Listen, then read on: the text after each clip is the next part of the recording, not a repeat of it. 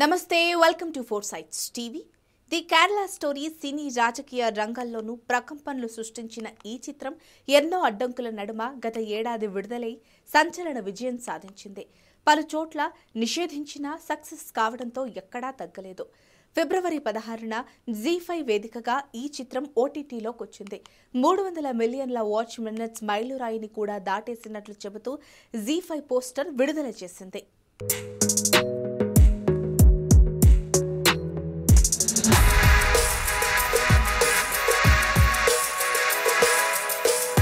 థియేటర్లో విడుదలైన 9 నెలల తర్వాత ఈ చిత్రం ఓటీటీలోకి వచ్చింది. అంచనాలకు మించిన వ్యూస్ సాధిస్తోంది. బాలీవుడ్ దర్శకుడు సుదీప్తో సేన ది కేరళ స్టోరీని తెరకెక్కించారు. కేరళలో కొన్నేళ్లుగా 32,000 మంది యువతులు అదృశ్యమైనట్లు వస్తున్న ఆరోపణలకు సంబంధించి వారి ఆచూకీ ఎక్కడనే ఇతివృత్తంతో ఈ చిత్రాన్ని రూపొందించారు. ఓ నలుగురు ఐసిస్లో చేరిన నేపథ్యంతో ఈ కథ నడుస్తుంది.